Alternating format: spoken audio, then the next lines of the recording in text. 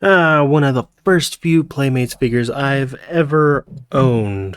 Good evening, ladies and gents. I'm the Defective Butcher, and thank you for tuning in to yet another figure review. Today, we're taking a look at the Playmates Evolved Godzilla with Heat Ray. Awesome! I've had this one on the backlog for quite a while. I'm finally getting around to doing it because, yeah, I don't really have any Haya figures or anything right now, so I figure might as well get this guy out of the way. Also, I should have done it a long time ago, so hey, here we are. Glad I didn't, because now more content. You can't even see his eyes anymore. There you go. So, seeing as I've had this Godzilla figure for quite a while, he was just sitting there watching everybody else receive reviews but him, and honestly, I wasn't very fair to this guy, so here we are. You're finally getting your own review, my guy. I actually really like this guy. I've grown to get a kind of soft spot for the Playmates design, because I actually kind of like the way they look.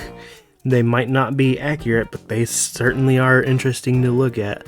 Between the yogurty pinks up here and the whatever the hell color this is, man, some kind of orangish pink that honestly don't look right.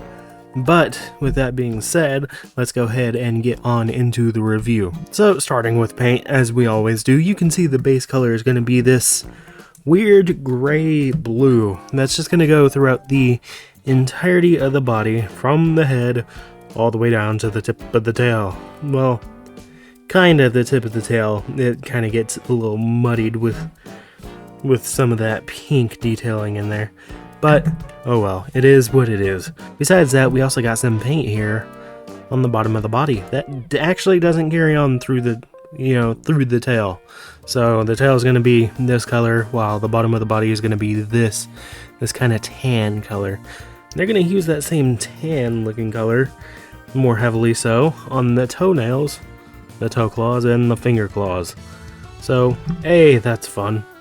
The teeth will be painted, and as will the tongue, but I don't think the roof of the mouth is. Nope, just a giant peg hole for the atomic breath. The eyes will be in spectacular Playmates fashion. Easily the worst paint job you've seen on eyes ever. My dude has absolutely nothing going on inside that brain of his.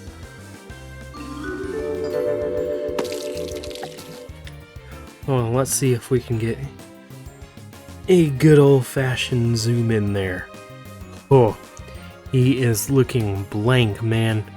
Just absolutely seeing better days. Whew! Like, he looks like he's straight out of a cartoon, man. It's not pretty. It's not looking too pretty for Evolved Godzilla. And yeah, that's pretty much the paint. Besides these this yogurty looking paint that's, on the back of the head and on the back of the tail, on these thagomizers here and these dorsal fins down here. So I wish there was more, because these elbow spikes here, they're not even painted pink like they should have been on either side. And it's not like they don't know how to do it, because as we've seen in previous figures, they absolutely flippin' do. And it's just a shame that that's where they chose to cheap out. I don't know, man. I wish they didn't. So paint's gonna get a gold star regardless, because I actually do enjoy the paint. It's not lazy, unlike a certain other Playmates figure where it's just 2 red dots, where there was absolutely a heck of a lot more detail that could have used more paint. Anyway, paint is a gold star. I enjoy it. I really like it. Moving on to detail, this is where it gets a little conflicting, because as you can see, the detailing is quite muddy up here on the back. Yikes.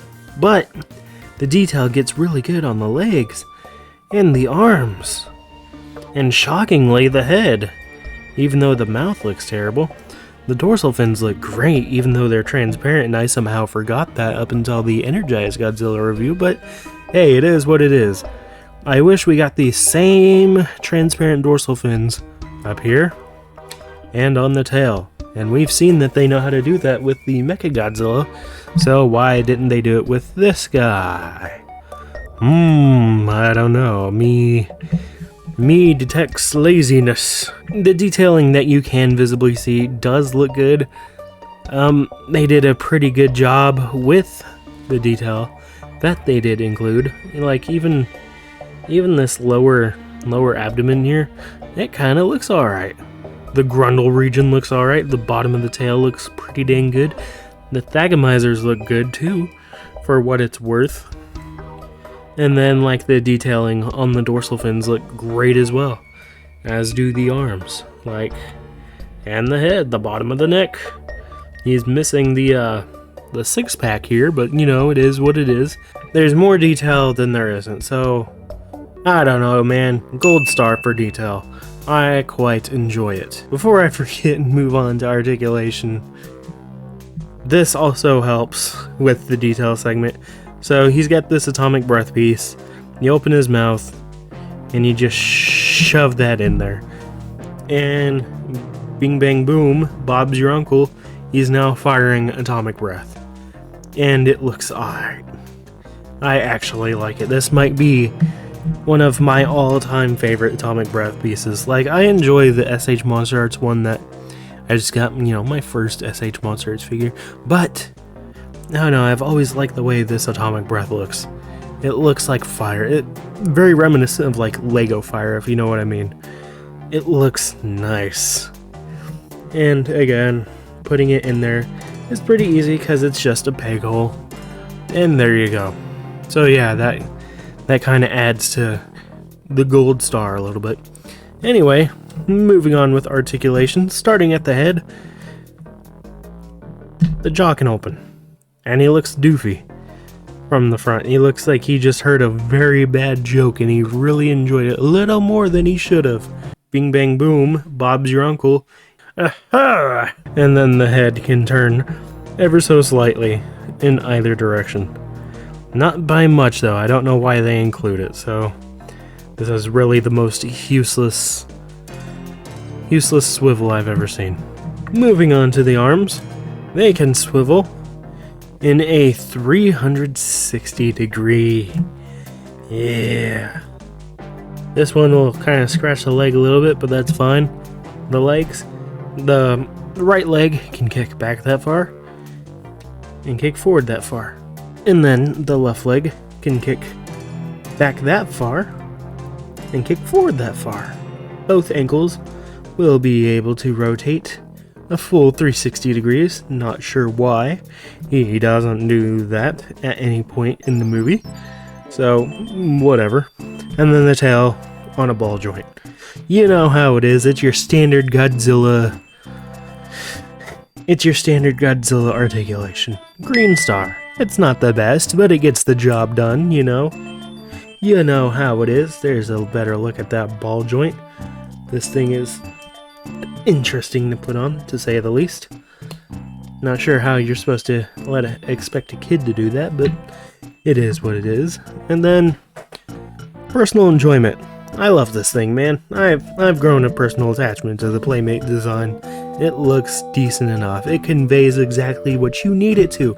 It looks like Evolved Godzilla enough that, you know, it's recognizable as Evolved Godzilla.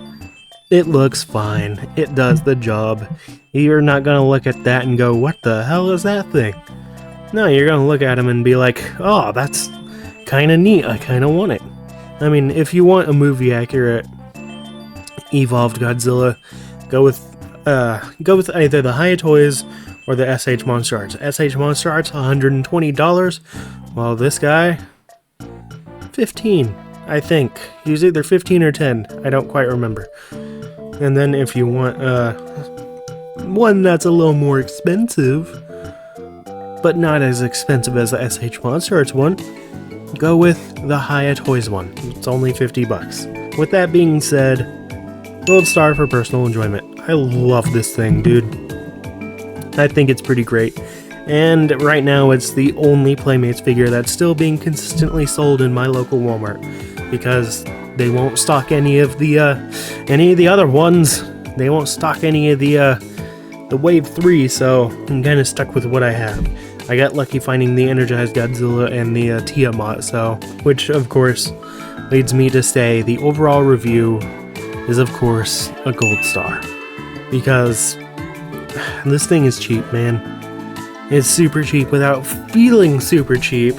He doesn't feel like he's gonna fall apart. He doesn't feel like he's gonna disintegrate if you let your kids play with it, so yeah, go for it. Get this thing, dude. It's worth it. I promise it. Anyway, I've been the Defective Butcher, and I hope you guys enjoyed this review. And I'll see you guys in the next one.